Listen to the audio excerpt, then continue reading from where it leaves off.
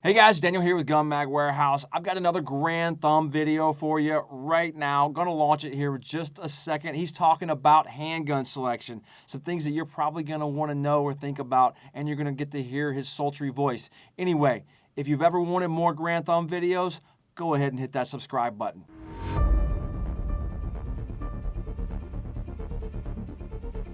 If you've ever read endless caliber arguments online, go ahead and subscribe. This is GunMagWarehouse. I'm Garand Thumb. I have my own YouTube channel. Check it out. It doesn't really matter too much. Guys, today we are going to be talking about firearms. Specifically, we're going to talk about pistol purchases. So if you're watching this video, you might be considering buying a new handgun. You might be a first-time buyer. That's kind of what I'm going to gear this video towards, because there's a lot that goes into buying your first firearm. It can be very confusing because there's so much information out there. So I'm hoping we can simplify it a little bit and make your life a little bit easier. So first off, when we're talking about buying a handgun caliber, the first thing I want to talk about is caliber. What caliber should you get? I'm sure you've seen arguments about 9mm and 40 cal and 45 and I'm sure a bunch of millions of other calibers, 10mm, what have you. So what do I typically recommend? I typically recommend 9mm. Now I know people are going to be quick to say, well, I want to have more firepower, so I'd prefer 45 caliber. And I understand where you're coming from. 45 caliber is a larger diameter round, therefore it should be more powerful, right? But with modern loadings in 9mm, we've found that 9mm and 45, there really isn't that much difference in terminal effectiveness. I'm sure there's going to be some arguments against me there. But for all intents and purposes, I recommend 9mm because it is cheap, and that allows you to practice, and that is what's going to be so important when it comes to your firearms. 9mm is also a lower recoil round, just makes it easier overall to put the rounds precisely where you want them. So when it comes to caliber, 9mm, I say that's probably going to be your best bet. Now that we've talked about caliber, we need to talk about what type of handgun do you buy, because there are a million different companies out there. So what I typically recommend is that you stick with a modern handgun built by a reputable manufacturer. There are many out there. You have guys like Smith & Wesson, you have CZ, you have Beretta, you have Browning, which of course they don't make this anymore. You have Glock, which is of course one of the most popular ones out there on the market today. We have Sig, and of course we have Walther. These are companies I typically recommend. There are a couple other companies out there, and I'd highly recommend that you do your research prior to buying any type of firearm. Now, when it comes to each of these firearms, they're a little bit different in many ways, whether it be the recoil mechanism by which they operate the weapon or the trigger itself. So what I'm going to start with is trigger. Triggers to me are very important. A good trigger is going to make shooting that much easier. So there are three main trigger types that we're going to be talking about today. Those three main trigger types are going to be double action, single action only, and then finally striker fired.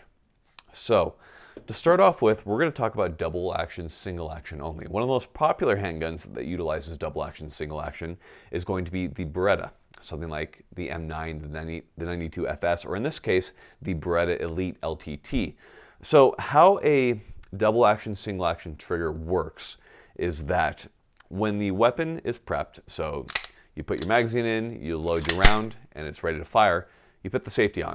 The safety typically will either decock the hammer, so the hammer is forward, or something along those lines, so that when you draw your weapon to fire, that first trigger pull is going to pull the hammer back, double action, and release the hammer.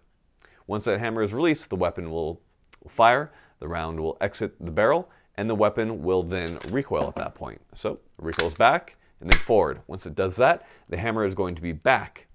And then on your next trigger pull is going to be a much different trigger pull. Instead of a long trigger pull to bring the hammer back, the hammer is already brought back, so all you have to do is release the hammer with that trigger. That is a much nicer trigger pull. Now there's a lot of things to be said about double action, single action. A lot of people like the double action, single action for the mere fact that when it's safe, the hammer is forward and there's no chance of that weapon firing. Nothing's tensioned. There's no force that's going to be able to hit that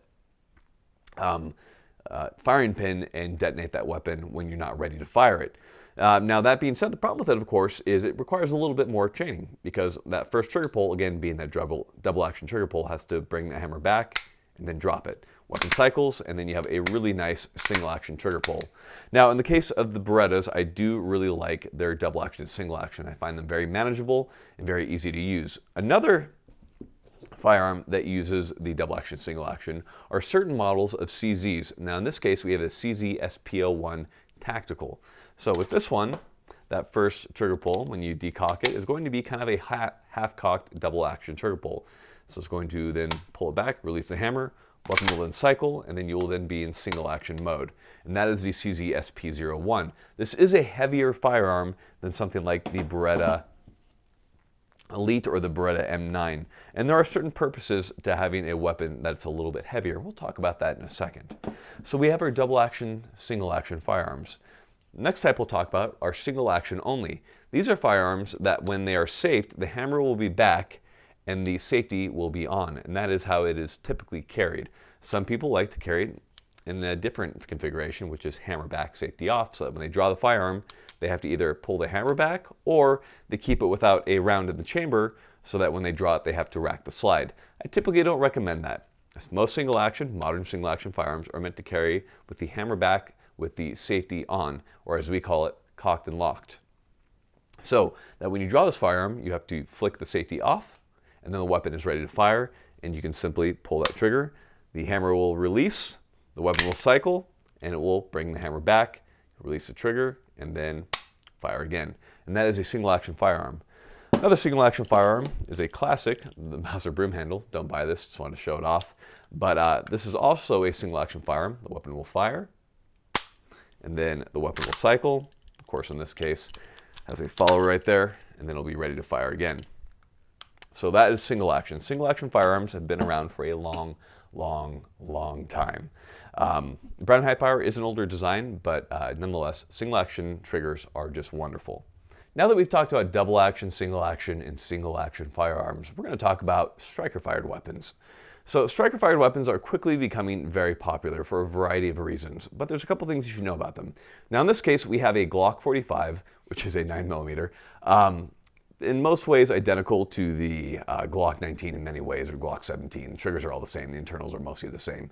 So when it comes to a striker fired weapon, the weapon is typically carried ready to go around the chamber in the case of the Glock, and the safety is actually a little mechanism right in the trigger itself. So the weapon cannot depress or fire until that specific little notch on the trigger is pressed in, at which point the trigger is able to then fire the weapon. And there are multiple safeties in there. The weapon will not go off unless the trigger is fired. Now, however, there is no manual safety, and for many people, they're kind of iffy about that. They don't like that. They feel like the gun's going to go off at any point. But as long as you're carrying a good holster, there's going to be no problem with having a weapon such as a Glock with it fully ready to go. So don't be too worried about that. I carry a Glock 19 pretty much every day as my concealed carry weapon, with a round in the chamber, gun ready to go. So don't worry too much about it. But with a striker fired trigger, they are typically not nearly as good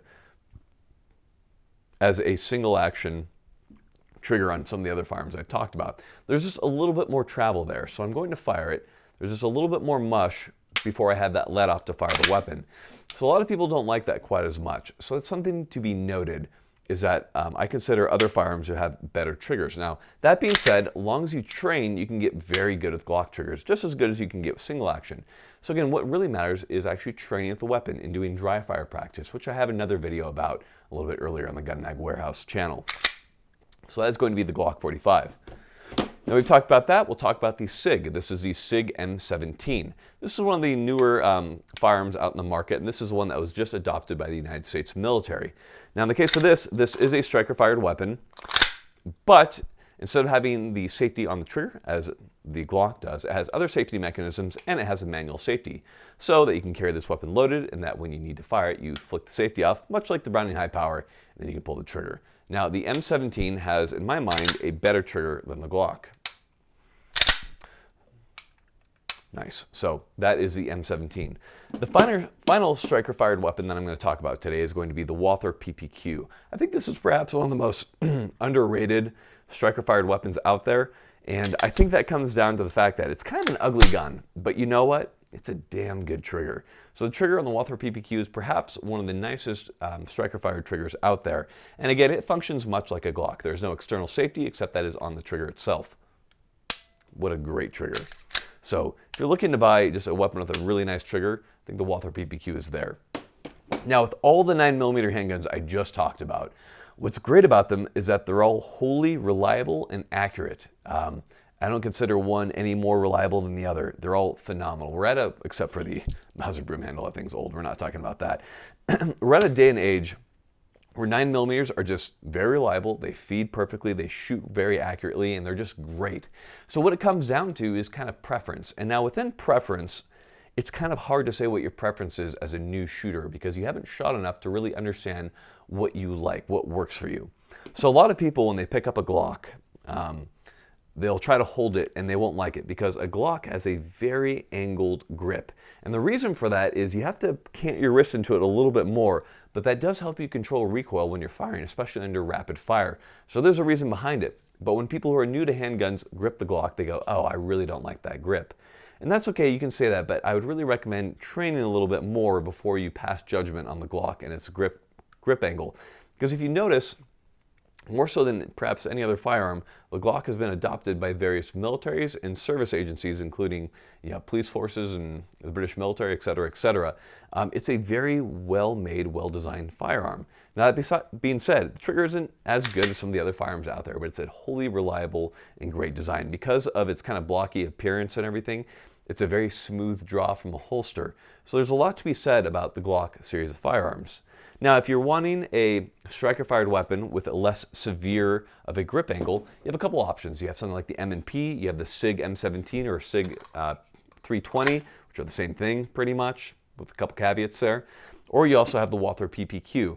Now, everything's going to be a little bit different. I highly recommend that you get with a trainer and that you have them go through some of the different firearms with you. You go to a range and you hire a professional to help you walk you through some of these firearms. That way you can see which one's going to work best for you.